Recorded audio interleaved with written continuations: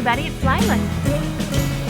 This is my medicinal garden. I just made this flower bed, so she's still in pots. It's a blue vervain that I grew from seeds in spring. And I'll tell you a little bit of the story about it. When COVID hit and I was online doing my gardening seeds and trying to pick out what I wanted, because it was my first year that I was going to grow a big garden. Now I'm an elderberry grower and aronia grower, and I just love it so much that I started expanding, and I wanted to do my own garden and my own food. So I was choosing what I wanted, and also I made kind of like a medicinal garden, but I had no place for it. So finally we have the flower beds all done, so I can kind of put these guys to bed. She is a perennial, it's a blue vervain, and she has so much good medicinal uses, so much. She is good for anxiety, depression. She is good for headaches, insomnia. She is also good for the upper respiratory system, the digestive system, the urinary tract system. So she's really good for a lot of things. So I'm going to make a tincture with the fresh leaves. But remind you, you can do it with, you can dry this out and do teas also. So you can use a part of the stems, you can use the leaves, and you can use the flowers. So what I'm going to do is I'm going to cut up my blue vervain, about 20-30% of it, and I'll meet you back and we'll make that tincture. Alright, so we're going to begin with the tincture. So I have my harvest of the blue vervain. What I have here, I also have 94% alcohol. Okay, you want a high amount of alcohol, and this is the highest that I could get in Canada. I go to the liquor store and I asked for it. They have it in the back. They only had 2 bottles, so I took both bottles. They are expensive, but you know what? If you use a lower grade of alcohol mixed with fresh plant, then what will happen is it waters down, and then you don't want bacteria to grow in it, right? So that is why I got the 94%. I was really happy. So just go to any liquor place that sells alcohol and just ask for it. Say, I'm looking for an alcohol that is above 80%, and if you're lucky they'll have a 94%. Okay, so this is the jar I'm going to use, just a mason jar. It is clean and sterilized. So I washed it in the dishwasher, and then I re-rinsed it out again, and I stuck it in the oven like this until it beeped at 350. It was hot, and then I let it cool down. So now I'm ready to use. I have my blue vervain here.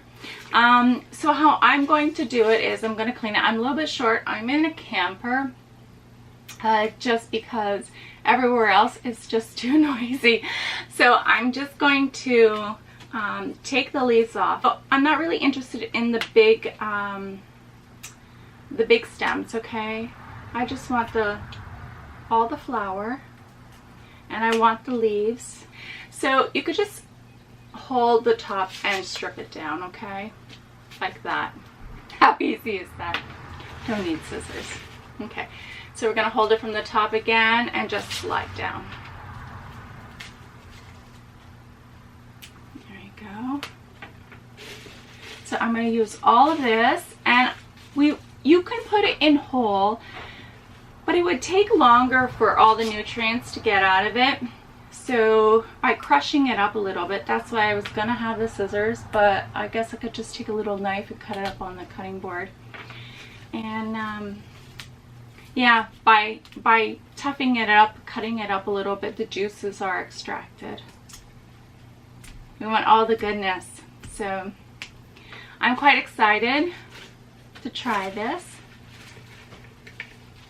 Now I probably will fast forward this because it's just too boring for you to watch me sit here and pluck all of this.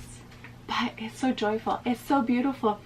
You know, I'm really excited and happy that I decided to make a medicinal garden. I actually got also bullseye. Have you ever heard of that?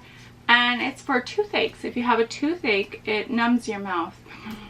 Nobody at the house wanted to try it. I tried it. It does. But so I'm going to make a little tincture of that too. Just, you never know. If you can't go to the dentist and you have a really bad toothache, and it's worth having. I think it's worth having. So anyways, I grew that.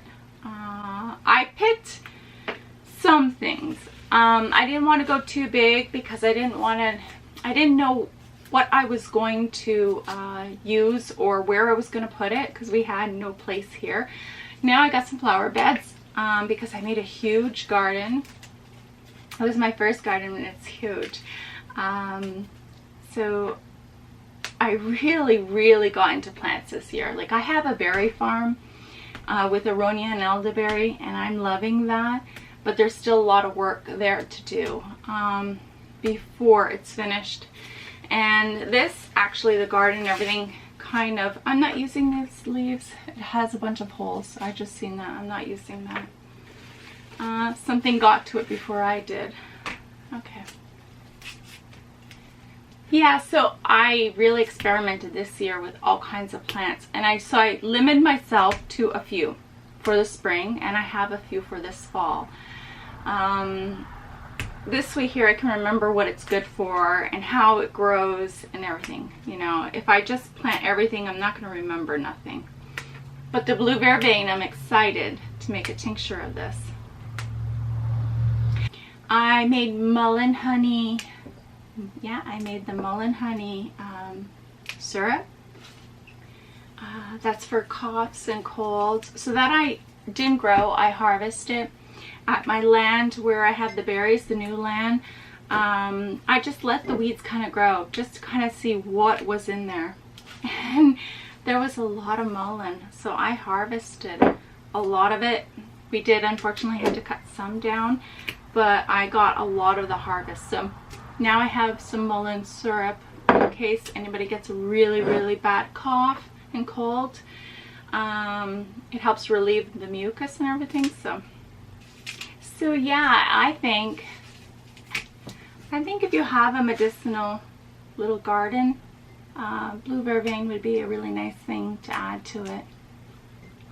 Especially with not sleeping at night, a little bit of stress, anxiety that's happening, which is normal. Everything is changing. We're going with the flow right now, but it's a little nerve-wracking. So a little bit of help to sleep at night is it's not going to harm anything. Now, if you are on medication or anything like that, I'm not a herbalist. I'm not giving medical advice. I'm not saying take this. I'm saying I'm making this. But check with your herbalist. And also, if you're on any kind of medication, you must check with a specialist or even your pharmacist or anybody before taking any kind of natural herbs or anything, because it can interact with your prescriptions, right? So you don't want to do that.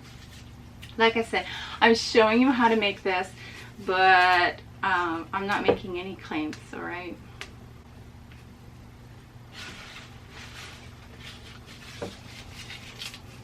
Why am I using fresh leaves? Can you use dry leaves? Yeah, you can use dry leaves to make a tincture. But what I have read and done my research, that apparently fresh is better. Okay, so you can go and buy blue vervain. Make sure you're getting the right blue vervain. From a reliable source. You're trusting that the person knows what the product is before picking it and drying it. And so you can buy it dried and have your tea. But a lot of health food places also, you'll see blue vervain teas. You'll see, I was in the grocery store and there's a section on herbal medicine, and blue vervain was there, the mullein was there, and I'm like, oh wow, so grocery stores are selling this now. So good. It's a good thing. If you run out. But it was very expensive. But all good things are, right?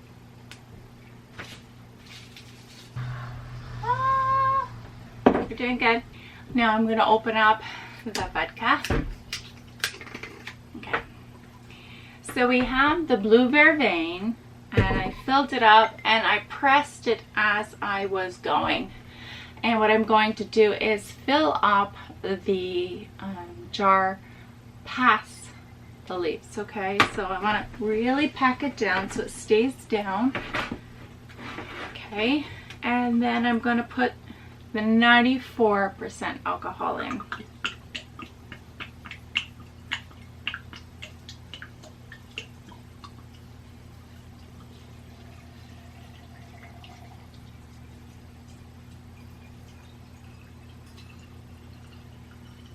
There we go. Oh, isn't that pretty? That is very pretty. I'm excited. So I'm going to leave this for a couple of weeks. Isn't that beautiful? All that goodness in just a little jar. So when I'm done with this, I'm just going to strain it and then rebottle it. Alright, so that's all there is. That's how simple it is to make a tincture. And the tinctures will last years. So it just takes strong alcohol and let it set and shake it around a little bit every day to get the alcohol moving around, and in a couple of weeks, voila, you've got your tincture.